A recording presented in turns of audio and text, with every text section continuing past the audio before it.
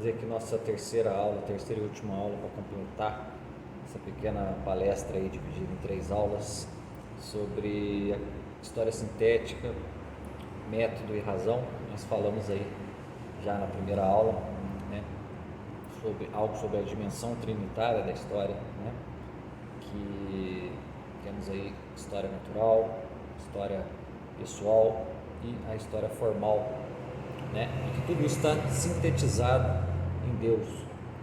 Deus já tem uma visão integral desde o início da criação, desde toda a eternidade, na verdade, até o fim desta criação, sabendo de tudo, de todas as coisas, mesmo que as criaturas, né, que têm ação pessoal ou criaturas dotadas de liberdade, né, para a busca do bem em si, o próprio Deus, né, mesmo sabendo, mesmo Deus dando essa liberdade para essas criaturas, como deu aos anjos e deu aos homens, ele conhece o final de toda a história, né, o princípio, meio e fim dela e todo o sentido, que é o que a gente busca, certo? Porém, no homem, como a gente falou, existe a história sintética apenas no sentido da atividade técnica do homem, né? Atividade técnica do homem em elaborar um símbolo formal suficiente para explicar a sua própria existência, a sua própria ação no mundo, né? E que essa capacidade técnica do homem, né, de exercer esse tipo de função no mundo, função sintética, seletiva, unificadora, derivou, né, enquanto ciência, né, projetou enquanto ciência, né, essa capacidade, né, essa sua atividade técnica sobre a forma aí daquilo que a gente considera como a disciplina histórica, né, ou a ciência histórica, ou a técnica histórica. Ou seja, isso daí é uma projeção, né, no campo da praxis humana, daquilo como já opera em si mesmo, é capaz de operar em si mesmo, e que no fim das contas essa operação é que vai dar para ele mais ou menos o balizamento aí daquilo que ele é, daquilo que ele foi, né, como terminar a sua vida aqui, em relação ao símbolo sintético que Deus tem de sua criação lá na eternidade, certo? A gente falou que as 3 razões pelas quais a gente empreende esse método aqui no estudo de história, não só no estudo de história, né, que na verdade é um caminho, uma via através da qual a gente vai seguir para conquistar exatamente o objetivo da nossa existência vital, existência humana, né, que é a realização da nossa natureza em Deus. Então a gente falou que uma das razões pelas quais a gente empreende esse método, né, que na verdade um pouco de estudo aí sobre filosofia da história, sobre a própria história, sobre a história da igreja, vai ver que isso aqui não é uma criação minha, é só uma elaboração, né, útil para esse estudo e útil para o nosso desenvolvimento pessoal, né? Então a primeira razão seria a capacidade narrativa do homem, se assemelha a Deus no sentido de que a narração é como que um ato de criação, certo? Quando você narra um fato, ou, né, narra uma história, narra uma circunstância, um acontecimento, você está gerando ali um verbo, né? Como Deus gera o seu verbo eterno, né, por pura bondade, né, no Espírito Santo. Então essa capacidade narrativa do homem se assemelha a Deus nessa questão do ato de criação. Então nós temos a capacidade de criar nossa história e criar a narrativa da nossa história, certo? Através dos nossos atos próprios de homem, né, atos deliberados conforme a nossa vontade livre, e logo em seguida a gente empreender um curso narrativo sobre esses atos, né, que a gente pode acessar através da memória tanto natural quanto pessoal, né, no sentido da dimensão natural quanto da dimensão pessoal. A segunda razão, nós falamos que o homem tem uma vocação ao sobrenatural, certo? Ele foi criado na natureza como um ser natural, mas ele foi chamado a uma realização sobrenatural. E se o homem é homem, ele não é homem sozinho, então a sociedade humana, os meios de associação humana também são chamados a esse sobrenatural, certo? Em busca exatamente de um sentido pleno, de uma finalidade. Você vê que toda a sociedade, ela implica uma noção de finalidade. Por que existe uma sociedade? Qual o fim da sociedade? Você pode julgar uma sociedade conforme as finalidades que estão, imprimidas em sua mentalidade, no seu modo de ser, na sua própria cultura, certo? E a terceira razão, a gente falou sobre a total falta de sentido e nexo na própria história, a história tomada enquanto dimensões, enquanto as suas três dimensões, a natural, a pessoal e a formal, que seria a ciência histórica ou até mesmo a narrativa do homem a respeito de si. Essas três dimensões da história em si mesmas não têm nenhum sentido, certo? E essa é a dificuldade da ciência histórica, das correntes, das escolas de historiadores, que a gente até citou quais são as três escolas ali, segundo Dom Prosper Guerra, que estão ali à margem ali da escola cristã, que seria a escola fatalista, que é basicamente ateia e não vê sentido, é nihilista, não vê sentido nas coisas, e por esse aspecto até que eles estão certos, mas são capazes de enxergar um sentido superior, que é o que a gente quer encontrar aqui. A escola humanista, que vê no homem o principal causador de tudo na história, levando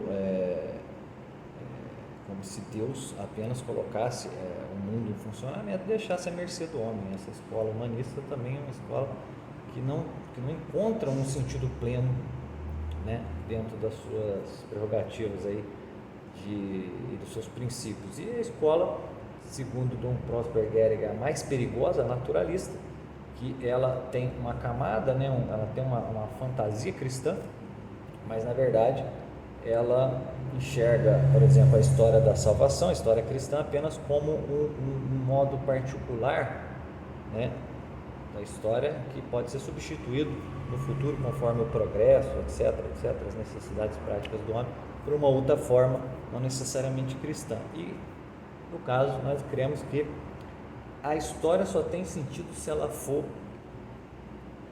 condicionada pelo elemento transcendente, elemento eterno, certo? E é isso que a gente chama aqui de história sintética, ou seja, a história está sintetizada nesse elemento eterno que é o próprio Deus. Tudo isso a gente falou. Então, enquanto método, essa via que a gente tenta empreender aqui, o estudo histórico, e nosso desenvolvimento pessoal, para o nosso desenvolvimento pessoal e as suas razões, pelo menos as mais elementares aqui, certo? Agora nós gostaríamos de falar, essa aula aqui vai ser um pouco mais, talvez breve que as outras, mais como um complemento, para a explicação aí do sentido do método e das suas razões primordiais, Vamos falar um pouco sobre as atitudes que a gente pode ter em vista de encontrar esse sentido sintético, não só da história enquanto história do mundo, história da criação, mas história pessoal, certo? Como a gente pode se orientar, ou quais tipos de atitudes nós podemos ter e que possam nos encaminhar a criar um símbolo formal, uma história formalizada, de nossa história pessoal, que seja compatível à imagem que o próprio Deus tem da sua criação, ou seja, compatível com a história sintética, ou seja, com este século presente, que é o século da criação, da vida no tempo, até o seu término,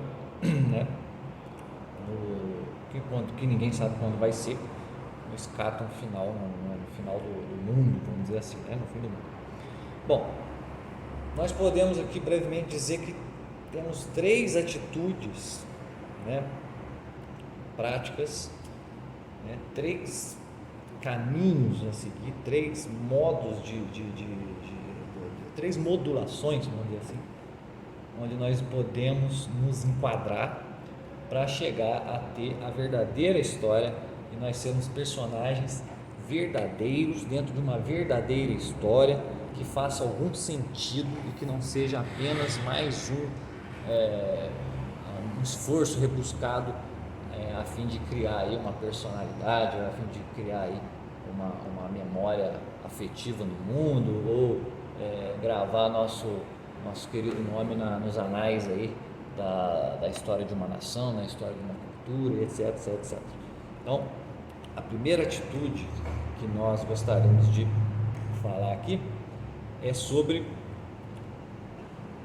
a atitude de imitação. Hoje em dia todo mundo percebe o quanto as pessoas são necessitadas de imitarem a um outro. Isso não é de todo mal, né? A busca pela originalidade é algo essencial, mas na imitação nós encontramos os elementos, vamos dizer, mais densos da criação aí do desenvolvimento de uma personalidade. Você começa por imitar seus pais na própria fala, no próprio andar, nos próprios gestos e tudo mais, e isso é a base, constitui a base aí do desenvolvimento de qualquer pessoa.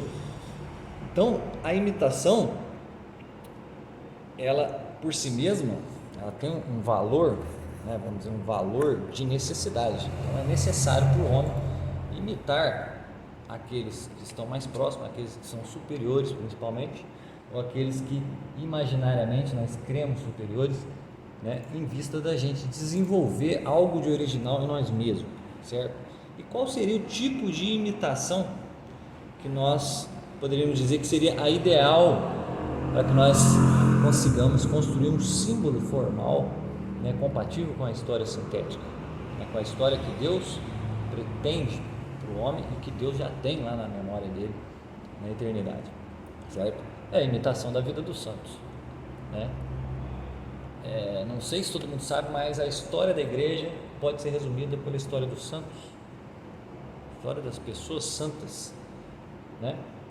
Às vezes fala história da igreja, o pessoal já vem, no ano tal aconteceu tal coisa, no ano tal aconteceu outra coisa, no século tal. Isso também é história da igreja, mas a essência, a substância, o núcleo da história da igreja está na história das pessoas santas, certo? E a pessoa santa por excelência é a pessoa do Verbo Divino. Ela teve uma história, a história dele foi uma história que é exemplar e vamos dizer, a história modelo para qualquer alma humana. Tanto é que marca, né, o centro do tempo. A figura do Cristo marca o centro do tempo e deve marcar o centro da nossa vida, né, e o centro das nossas aspirações, certo? A segunda pessoa mais importante em termos de imitação, em termos de modelo, é a Santíssima Virgem Maria. Por quê? Pelo simples fato dela ser uma pessoa imaculada, uma pessoa que nunca cometeu pecado, por uma graça especial de Deus, pessoa que doou, né, o aspecto físico e humano que o Verbo Divino tomou aqui nessa terra, aqui nesse tempo. Então a Santíssima Virgem, inseparável do seu Filho eterno, nosso Senhor Jesus Cristo, os dois constituem um modelo de santidade, um modelo especial de vida humana, certo? Hoje a gente tem modelos de vida humana, um catálogo de vida humana infindável, coisa que em nenhuma época existiu tamanha variedade aí de espécimes aí para a gente poder seguir. Hoje existem artistas, jogadores de futebol, celebridades instantâneas, né, de tudo, certo? Mas a figura do Cristo e de sua Mãe Santíssima continuam ali presentes, certo? Em todos os seus aspectos, o aspecto da sua vida natural, né, da própria constituição da sua corporalidade humana, da sua ambientação a um determinado tipo de cultura, o aspecto da sua história pessoal, ou seja, os dois tiveram uma alma como nós, tiveram, né, a inteligência, a vontade, todas as faculdades que nós temos, e tudo isso funcionando de uma forma perfeita, magnífica, santa, né? E, obviamente, o símbolo formal em nosso Senhor Jesus Cristo, certo?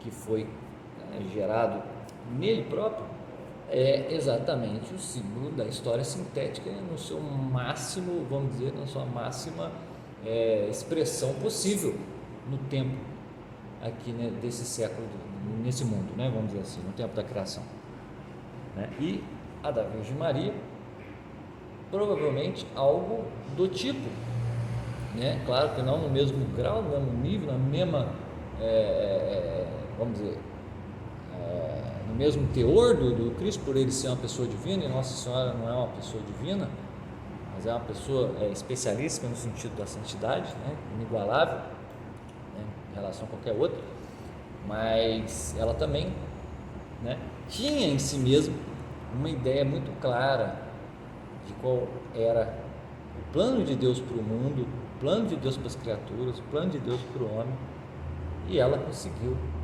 e ela foi o que foi, ela teve a sua história pessoal e tinha uma clara noção dessa história pessoal, né? Criou um símbolo perfeito também, né? Então a Virgem Maria, excluindo a pessoa divina do Cristo, é o ser humano, vamos dizer, por excelência, né? O ser humano por excelência. Nosso Senhor Jesus Cristo é ser humano, mas é ser divino, né? É ser humano e pessoa divina. A Virgem Maria é pessoa humana, não é pessoa divina. Então começamos aí, a primeira atitude é excluir dos nossos parâmetros tudo aquilo que é contrário a esse modelo imitativo dessas duas pessoas, certo? É claro, não quer dizer que você não possa imitar uma qualidade, uma virtude de uma pessoa que não é considerada santa, você deve, é bom, mas sempre levando em consideração que o modelo, né, a ser seguido é o modelo dessa dupla santidade, Nosso Senhor Jesus Cristo e Sua Mãe Santíssima, certo? Os demais santos, toda a categoria de santo que existe, a variedade de santos que existem, né, na história cristã, na história católica, todos eles guardam ali, né, o traço da sua personalidade, né? Você vê que os santos não são idênticos, né? E até uns contrastam uns com os outros em diversos aspectos, mas eles são todos idênticos. Todos eles incorporaram a pessoa do Cristo na sua própria pessoa. Então, o estudo de história aqui que a gente quer empreender, né, em vista da nossa realização pessoal, na realidade, na história que a gente chama sintética, ou seja, no plano perfeito de Deus para a criação, ela passa pela imitação da vida dos santos como uma atitude, né? Uma atitude primordial, sem a qual nós não poderemos encontrar um sentido adequado, né? Uma forma adequada para a nossa própria vida, certo? E pela imitação da vida dos santos, obviamente, a gente vai chegar a ter determinadas qualidades pessoais, certo? Claro, que são frutos, obviamente, da intervenção da graça divina, também um pouco vamos dizer, do nosso esforço pessoal, também existe isso, né? Porque a graça divina, ela é responsável por essas virtudes sobrenaturais que o homem pode ter, porém ela pressupõe uma espécie de abertura por parte do indivíduo. Você tem que querer a coisa, certo? Mas como a gente disse, na confecção de um símbolo formal adequado ou, né, compatível, né, com a história sintética, né, com a história divina, a história da salvação, o plano de Deus, a gente tem que fazer uso do quê? De uma introspecção pessoal, a fim de encontrar, né, procurar história, né, procurar os objetos, né, os objetos de memória, principalmente, memória no sentido externo quanto no sentido interno, principalmente no sentido interno, tentar recapitular aquilo que são meros acontecimentos daquilo que são realizações por parte da nossa vontade. Eu quero dizer com isso, eu costumo falar que história, né, além de ser uma procura, além de ser um objeto da procura, além de ser uma narrativa dessa procura desses objetos e desses objetos, eu costumo chamar a história definir a história como a forma do acontecer. Ou seja, mesmo que ninguém narre, mesmo que ninguém procure, mesmo que ninguém saiba, todo o acontecer tem uma forma, certo? Que está dada em Deus. Essa forma do acontecer é que o homem deve captar, certo? Na realidade, para poder, né? É isso que ele tem que buscar, vamos dizer assim, né? De todas as coisas, é isso que ele tem que buscar. Então ele tem que buscar em si mesmo também qual foi a forma dos acontecimentos e a forma das suas realizações, que são o quê? São acontecimentos que envolvem a vontade deliberada, certo? Uma realização é um acontecimento, mas que ele foi deliberado por uma vontade, né? Foi executado, vamos dizer, conscientemente, vamos dizer assim, né? Por vontade própria. Então, a maneira mais vamos dizer, eficaz de você captar a forma do acontecer é através daquilo que a gente chama de ato de confissão ou do autodesmascaramento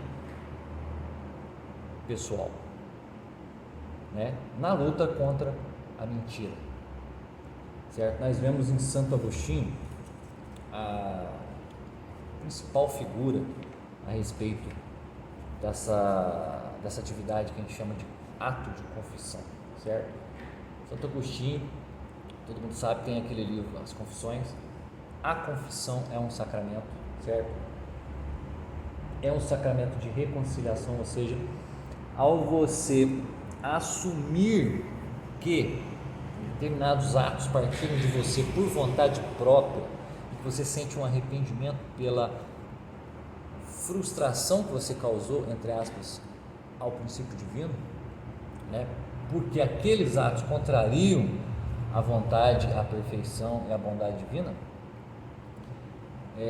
Esse meio, né? Essa confissão, esse ato próprio, é a partir dele que Deus concede o remédio da cura desses pecados, no caso da confissão, como sacramento.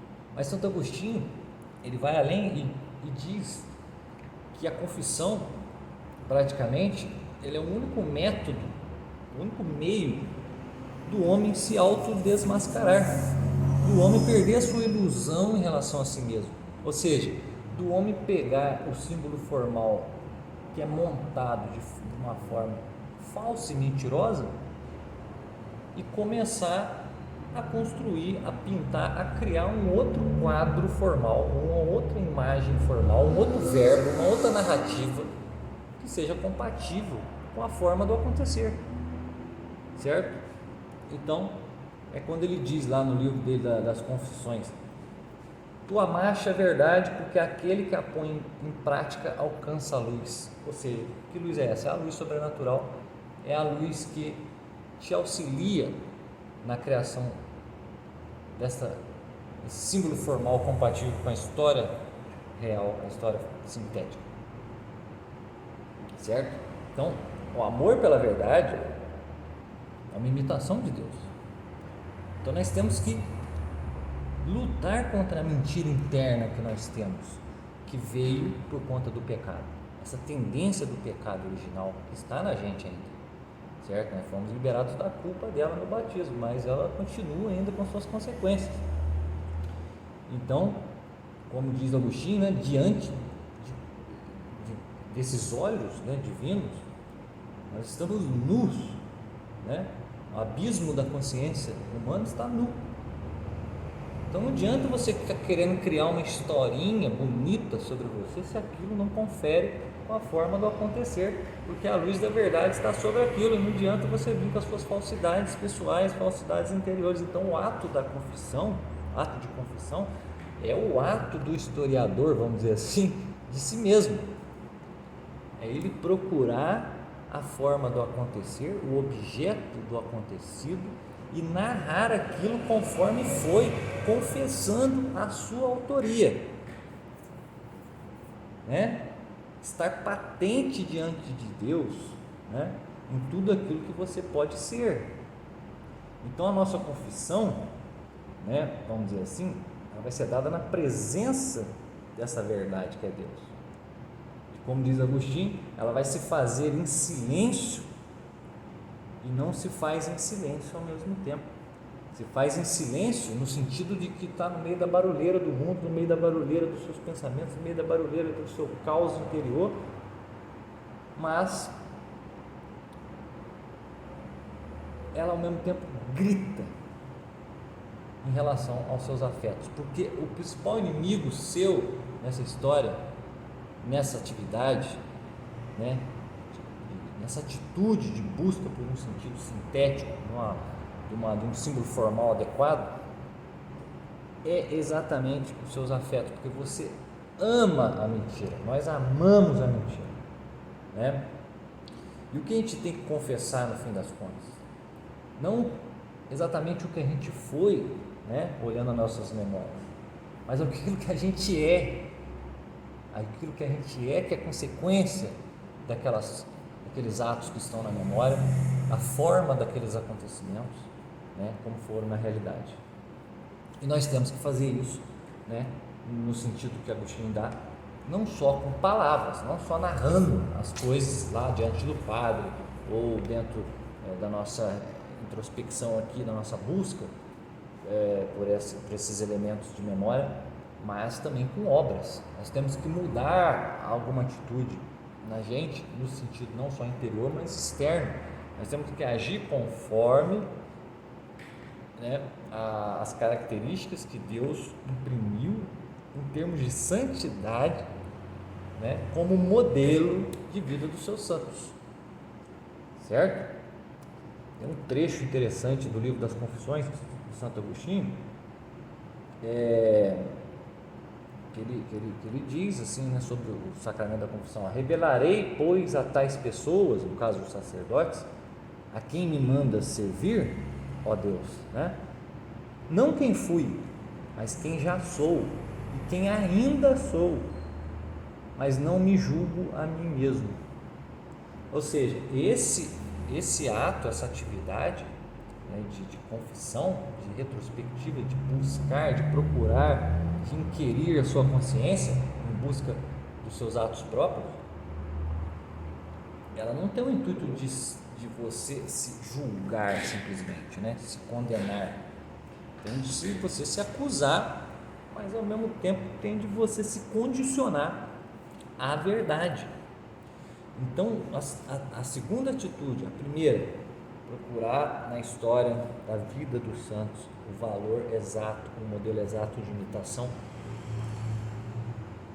que pode ser feito através do que? Do exame da sua própria consciência, na procura, na busca pela forma do acontecer e daquilo que foi motivado pela sua vontade a realizar dentro da forma do acontecer, o próprio acontecimento, no caso, a confissão, o autodesmascaramento das mentiras que nós mesmos contamos para nós, que estão, obviamente, em contraste com aquilo que Deus tem na eternidade, sinteticamente, sobre toda a história do gênero humano e da sua criação, certo?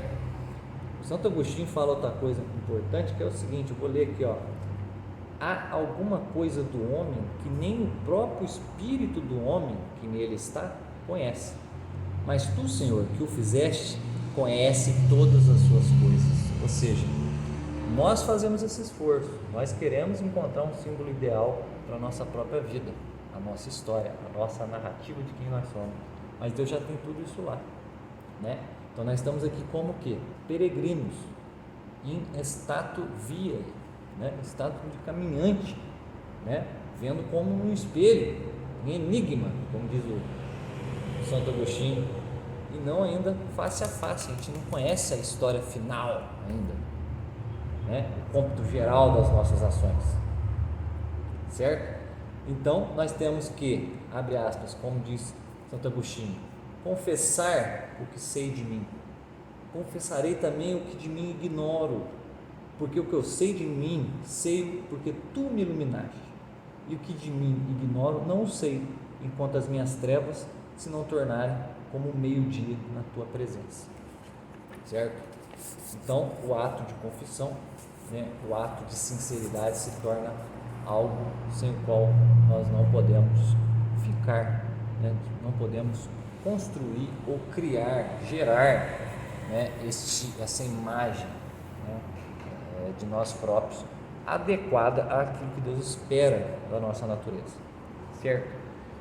Porém, a gente vive num mundo onde as coisas passam, as coisas mudam, as coisas acontecem, e a gente não pode esperar o mundo ser perfeito, tudo bonito, santo, maravilhoso, né? Os maus derrotados e uma sociedade puramente santa, com todas as instituições santas, e que as pessoas são santas, e blá, blá, blá, blá, blá. Não é isso. O mundo continua à mercê da vontade divina, e as coisas que acontecem simplesmente acontecem por sua vontade ou por seu consentimento, certo? Então nós temos que olhar para o mundo e saber, o mundo ele é mutável, o mundo ele é imprevisível, porém ele é regido por uma vontade divina. Claro que todo mundo que é cristão sabe disso, mas não sabe a toda hora, certo? Então a gente vive num mundo onde a própria natureza nos mostra uma série de momentos, uma série de enquadramentos, certo? Temos as 4 estações, temos, né, as 4 direções, né, as direções, né, os pontos cardeais, né, temos lá o Sol e a Lua, as estrelas, e etc, etc, etc. Temos um mundo que já nos mostra que existe uma ordem no próprio tempo, certo? Porém, o homem, para se organizar, para se orientar no tempo, ele criou um negócio totalmente útil e maravilhoso que chama calendário, certo? O calendário ele sofreu aí ao longo das civilizações aí, de cada uma delas, diversas mudanças, certo? Estamos em um calendário que foi instituído hoje no mundo, um calendário instituído pela Igreja Católica, certo? Baseado ali em cálculos precisos sobre os movimentos temporais da natureza. Então o calendário ele é algo que reflete uma realidade, mas ao mesmo tempo ele é algo artificial, ele é algo que o homem projeta, cria, né? Quando você olha os dias da semana, por exemplo, os dias da semana eles são totalmente artificiais, né? O homem ele se guia por esse ciclo de 7 dias, porque eles vão, assim, num certo cômputo geral, eles vão dar, vamos dizer, a sequência aí do que seria um ciclo solar de um ano, vamos dizer assim, né? Porém, esse calendário que a igreja criou, né, para a orientação da civilização, ele já foi raptado pelas forças do mundo, né? Todo mundo sabe disso. Tanto é que nós temos aí feriado católico, né, tipo de Nossa Senhora da Aparecida, onde em diversas repartições de trabalho aí os católicos têm que trabalhar, e protestantes, sei lá, pessoas ateias, macumbeiros, e vão lá tirar, vai lá gozar seu dia de feriado civil, né? Não tem mais, né? Foi extraído, ele foi suado, foi desidratado ali o elemento santo que a igreja colocou nesse feriado, por exemplo, em vista apenas da sua matéria ali, da matéria, né? Extrair a forma e deixar a matéria, beleza. Isso mostra que o calendário que a gente seguia aqui no mundo não é um calendário que se a gente tomar ao pé da letra e somente andarmos, né, baseado nele, nós vamos chegar a algum lugar. Claro, nós vamos se orientar no nosso trabalho, nós vamos se orientar, inclusive a própria igreja usa o calendário, para dia tal, do mês tal, nós vamos ter uma celebração, vamos ter uma missa, quer dizer, ainda faz uso desse calendário, claro, mas a igreja tem o seu próprio, vamos dizer, calendário, né? Que é o famoso ano litúrgico, né? Começa no primeiro domingo do Advento, termina no sábado anterior a ele, e assim vai, né? Dividido em ciclos aí, né? Ano A, ano B, ano C, cada ano tem a sua temática ali, tem a sua leitura própria, etc, etc, etc. E esse calendário litúrgico, vamos dizer, né? Que também tem lá seus dias litúrgicos, etc, etc, etc. Ele tem, né, vamos dizer, tempos especiais. E eu, dentro dessa nossa perspectiva da história sintética, acredito que a terceira atitude que a gente tem que ter em vista de, né, complementar e com tudo na formação, na criação, né, desse símbolo formal adequado, é justamente você se colocar dentro desse tempo litúrgico, se guiar por esse tempo litúrgico, esse tempo santo, tempo santificado, purificado, certo? Essa seria a terceira atitude, além da imitação da vida dos santos, do estudo dessas vidas, você não pode imitar algo que você não conhece, além do ato de confissão, de procura pessoal, né, de conhecer as suas atitudes, são autorais, nós temos o guiamento no mundo, no tempo, através dos tempos litúrgicos. E nós podemos aqui caracterizar duas, pelo menos assim, né? Claro, temos o Advento, né? O Natal, depois tem aquele espaço do tempo comum, aí vem a Quaresma, certo? Quaresma, que é uma preparação para a chegada da Páscoa, né? Que também tem o seu tempo pascal depois, né? Depois da cerca de 50 dias, né? Então a Páscoa se estende, né, durante esses dias até a chegada de Pentecostes, que é o grande ápice, vamos dizer assim, né? Que representa aí vamos dizer, tudo aquilo que é de eterno, né? Pro nosso mundo aqui, para nós vamos, né? Tudo aquilo que há de beatitude, né? A descida do Espírito Santo, ou seja, o mundo vindouro, né? Então, aí temos aí os tempos litúrgicos que, se você pegar essas duas facetas do tempo litúrgico, a Quaresma, né? Preparação, e depois a Páscoa, né? A ressurreição, depois esse tempo pascal, até que culmina naquilo que nós chamamos de Pentecostes, ou o reino aí do Espírito Santo, a descida do Espírito Santo, da beatitude. Se a gente parar para pensar, isso daí é um resumo da história do homem, e também é um resumo da história universal. Por quê? Olha só, o número 40, né, Quaresma, está relacionado, né, sempre foi relacionado no Antigo Testamento a um número de tentação. Tanto é que Jesus Cristo foi tentado 40 dias no deserto, né? Vários profetas jejuaram 40 dias, aquela coisa toda. E o número 40 é um produto do número 4.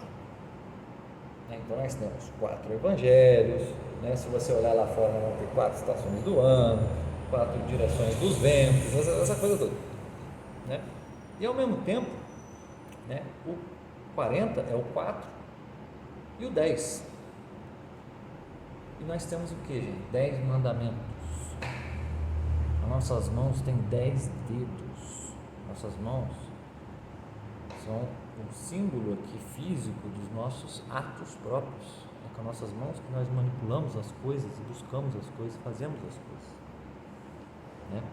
Então o número 40, né, ou melhor, o número 4, ele sempre foi considerado, né, pelo próprio Santo Agostinho como o número do cosmos, né? 4 é o número do cosmos, certo? E ele é como que um emblema das coisas do tempo, né? Então, como eu disse, o ano se divide em 4 estações, etc, etc, etc. Então, em contrapartida ao número 4, nós temos os dois desse número 40, temos o número 10, que nada mais é que o fim de uma série de números, né, dos primeiros números. Então, isso nos dá a ideia de um acabamento, de um limite. Então, nós vemos aí que pelo número 40, que são os 40 dias da quaresma, 40 dias de preparação, de provação, de fé, né, de conversão, de expiação de pecados, de preparação. Esse número 40 nos dá a ideia de que esta é a nossa vida no tempo. Este é o sentido da nossa vida aqui no tempo.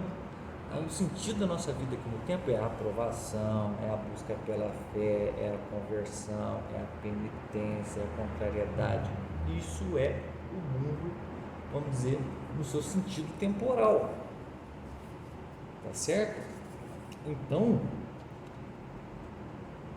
esses 40 dias, né, e os 50 dias, vamos dizer, que vem a seguir até a Pentecostes, são o quê? Um símbolo, né, marcante da própria sucessão do tempo e o que virá depois, que é a eternidade.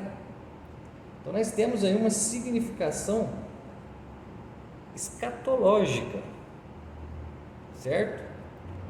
Que é dada, né, por esses tempos litúrgicos, do qual nós estamos aqui dizendo que é uma atividade primordial para a gente descobrir, criar, gerar um símbolo adequado para a nossa própria história. Então é essencial que a gente comece a se guiar, né, por esses tempos litúrgicos, por esses anos, por esses ciclos litúrgicos que a igreja dá para a gente, certo? Então, esses dois tempos litúrgicos são como que o quê? Símbolos, né, que formam a totalidade da própria história. É como o caso da semana. Por exemplo, a semana tem 7 dias, certo? O domingo, ele tanto é o primeiro dia como é o 8º dia. Então nós temos aí uma sucessão temporal e um fim que se dá no eterno. Então o domingo não é nem o primeiro nem o último dia, ele é um dia fora do dia. É estranho falar isso, mas o domingo é como que um dia além do tempo, né? Porque o domingo é um símbolo da vida eterna. Tanto é que ali a ressurreição de nosso Senhor Jesus Cristo. Então esse tempo da quaresma, por exemplo, é o aspecto, vamos dizer, mais ascético, né, de uma vida, né? Ele nos dá um critério ascético para a nossa vida, né? Enquanto o fim desses 40 dias é o que? Um tempo de Páscoa, ou seja, um tempo de ressurreição, que vai ser concluído no que? No dia de Pentecostes, 50 dias depois, né, da Páscoa, que é o que? A beatitude final, é o reino máximo, é a aspiração máxima para o homem. Tudo isso a igreja dá para a gente como guiamento dentro da nossa história no tempo. Então depois de Pentecostes vai vir um tempo comum, um pouco mais estendido, até o dia do Cristo Rei, né? E enfim, começa tudo de novo, né? O último dia, o último sábado do ano litúrgico, e no domingo seguinte, primeiro domingo, começando o ano litúrgico seguinte. Tudo isso existe o que? Penetrado através da igreja nesse caos mundano que a gente vive. É um caos numérico, um caos material, um caos sensível, né, que infelizmente não percebe a penetração sobrenatural em cada uma das suas respectivas, vamos dizer, formas, né? E também a questão do tempo, da forma como nos orientamos no tempo, é uma questão que tem uma enorme importância para a formação pessoal, da compreensão dos elementos dos elementos que formam todos os acontecimentos. Por quê? Porque se você for fazer, por exemplo, um estudo sobre história, e você vê a história pré-cristã, a história antiga, tudo isso daí, você vai olhar e vai parecer o quê? Vai parecer que sem a orientação temporal dada pela igreja, essas histórias antigas, né, pré-cristãs, né, elas são como que sonhos paralelos, ou seja, são pequenas bolhas de sabão que foram surgindo e explodindo, deixando apenas alguns vestígios ali que o homem, através do que? Da sua técnica de procurar, de narrar, de interpretar, de dar valor aos documentos e dar valor aquilo que ele pode conhecer através desses documentos. Ele foi lá e montou aquilo tudo e inclusive imprimiu um caráter escatológico que vem da historiografia cristã, que vem da noção cristã de tempo, vamos dizer assim, né, de temporalidade. Ele imprimiu esse caráter escatológico ao tentar unificar toda a história humana dentro de um contínuo, né, de progresso, de evolução, e etc, etc, etc, etc. Nós temos que fugir dessa ilusão, né, de que os tempos históricos estão muito bem definidos pelas historiografias aí, sei lá, fatalistas, humanistas, naturalistas, e começar a procurar no modo cristão de entender a história, né? No modo cristão de se organizar e se dirigir no tempo, no modo cristão de confessar os seus próprios atos pessoais, confessar a sua contribuição na realização de certos acontecimentos, na forma como tais acontecimentos também, a forma que foi dada a tais acontecimentos, a nossa contribuição a isso através do nosso ato de confissão. E por quê? Porque a gente busca imitar modelos concisos, modelos reais, modelos perfeitos de vida humana, a começar pela vida do Salvador, que foi uma vida divina e humana, e da sua Mãe Santíssima, e de todos os santos, né, que a igreja nos faz conhecer. Então essas são as 3 atitudes em vista do qual nós buscaremos um sentido ou uma forma adequada para a nossa história, narrando-a conforme foram feitas, né, ou foram realizadas certas ações por nós, né, e como foram dados certos acontecimentos por outros ao longo do tempo, certo? Tendo sempre em vista que todas essas coisas estão já sintetizadas com um sentido divino na cabeça, na mente, no coração, no amor divino, na eternidade, certo? Então, a gente conclui por aqui, né? Lembrando que esse foi apenas vamos dizer, uma palestra dividida em 3 partes. A gente costuma chamar de um mini curso, somente para falar do método da história sintética, das suas razões, e por fim aqui nós demos algumas direções, né, possíveis em termos de atitudes para a gente chegar, quem sabe, a realizar o máximo possível a nossa vocação, certo? Que nada mais é do que nos unirmos ao princípio de todas as coisas, ao divino, ao eterno, ao imutável, que é Deus. Então, gente, Obrigado aí quem acompanhou, quem ouviu até o final. Isso daí provavelmente é um estudo que a gente vai continuar. Provavelmente não, a gente está empreendendo ele e vamos continuar firme e fortes. Muito obrigado e até a próxima.